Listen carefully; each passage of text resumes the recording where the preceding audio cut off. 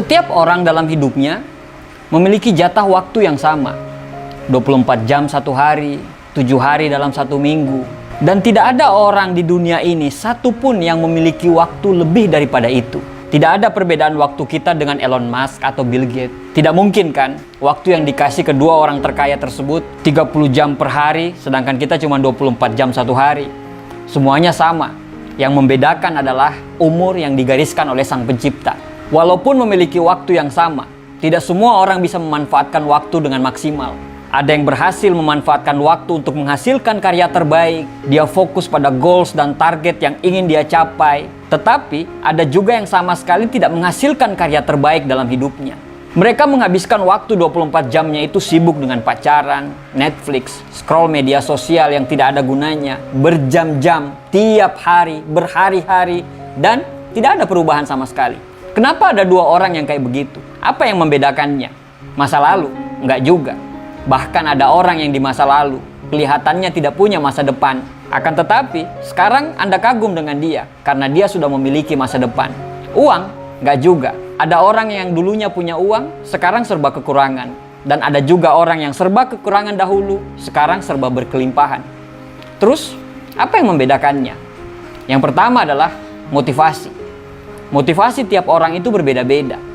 Bisnis boleh sama, kerjaan boleh sama, skill boleh sama. Tapi yang membedakan level seseorang dalam kerjaan tersebut adalah motivasi. Contoh, ada 3 orang kandidat tukang yang akan mengerjakan rumah Anda. Anda interview satu persatu tukang tersebut. Pertanyaan Anda cuma satu, semua sama. Apa yang Anda kerjakan terhadap rumah saya? Tukang yang pertama menjawab, saya akan menyusun bata di rumah Anda. Tukang kedua menjawab, saya akan membuat rumah untuk Anda. Tukang ketiga menjawab, saya akan membangunkan Anda rumah seperti istana, sehingga Anda bisa nyaman tinggal di rumah tersebut. Kira-kira, Anda akan memilih yang mana? Kalau saya sih yang pastinya yang ketiga.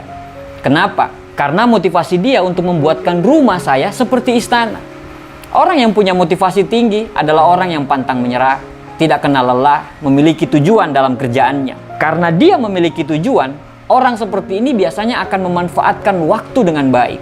Motivasi yang tinggi pasti mampu menciptakan sebuah karya terbaik. Dia akan sangat mampu membagi waktu dan menjaga keseimbangan antara pekerjaan, keluarga, dan lingkungan sosialnya. Bila semua seimbang, dia akan mencapai level tertinggi dari pekerjaannya. Orang dengan motivasi ala kadarnya cenderung akan malas ketika mengerjakan sesuatu. Mereka cukup puas dengan hasil ala kadarnya juga. Bahkan, orang-orang jenis ini sering menunda pekerjaan untuk sesuatu yang tidak penting. Tidak ada keseimbangan antara pekerjaan, bermain, maupun keluarga, ataupun masyarakat. Hasil pekerjaannya pun pasti ala kadarnya. Jadi, memang sangat berbeda antara orang yang punya motivasi tinggi, orang yang punya motivasi ala kadarnya, dengan orang yang tidak punya motivasi sama sekali. Sudah bisa ditebak arah masa depan mereka jadi seperti apa. Yang kedua adalah komitmen. Komitmen berasal dari motivasi yang terus-menerus dijaga di level tertinggi. Komitmen itu akan berbanding lurus dengan efektivitas waktu yang kita miliki saat ini. Ketika kita berkomitmen untuk menghasilkan karya terbaik, efektivitas waktu adalah syarat mutlaknya. Tidak ada kata malas dan tidak ada kata tidak memiliki waktu. Apalagi untuk hal yang kita prioritaskan. Komitmen untuk mengatur waktu membuat kita bisa memilih apa yang harus dikerjakan saat ini dan mana yang harus diundur sementara. Komitmenlah yang bisa membuat kita disiplin untuk memprioritaskan pekerjaan yang utama dan menunda untuk membuang waktu bersenang-senang. Ketika komitmen tercipta, akan menghasilkan disiplin, dan disiplinlah yang akan menghasilkan karya terbaik. Jadi, jangan remehkan orang-orang yang belum berhasil, tapi mereka punya level komitmen yang tinggi. Yang ketiga, atau yang terakhir, adalah konsistensi. Motivasi dan komitmen harus terus dipupuk dan dijaga supaya tetap bisa maksimal. Dengan apa? Konsistensi. Konsistensi berarti disiplin terhadap waktu yang telah ditetapkan sejak dari awal. Walaupun kadang memang tidak sesuai dengan rencana, tidak masalah. Yang pasti tetaplah fokus pada tujuan. Tidak masalah berbeda dari rencana awal, asalkan hasil yang diraih lebih maksimal. Terkadang memang harus mundur 1 langkah supaya kita bisa maju 3 langkah. Motivasi, komitmen, dan konsistensi 3 hal yang membedakan keberhasilan seseorang. Tentu saja, keberhasilan tidak hanya sekedar menjadi kaya dan banyak materi. Karya terbaik bukan untuk menghasilkan banyak uang atau banyaknya orang yang kagum terhadap kita, tetapi juga hal-hal kecil yang membuat kita lebih berkembang dan menjadi lebih baik adalah salah satu bentuk dari keberhasilan. Karya terbaik dihasilkan ketika motivasi, komitmen, dan konsisten bergabung menjadi satu kesatuan. Orang-orang yang punya motivasi yang hebat, komitmen yang tinggi, dan konsisten bisa membagi waktu dengan baik, seimbang antara pekerjaan dan keluarga serta masyarakat.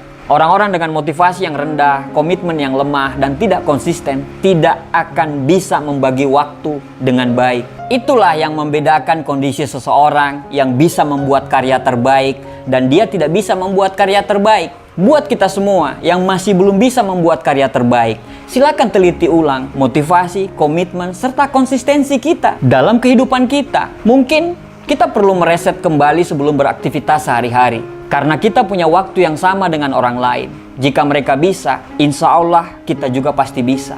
Semoga di penghujung tahun ini kita bisa menyadari hal ini, dan tahun depan kita bisa merubah diri kita bukan untuk menjadi orang lain, tapi minimal menjadi versi terbaik dari diri kita.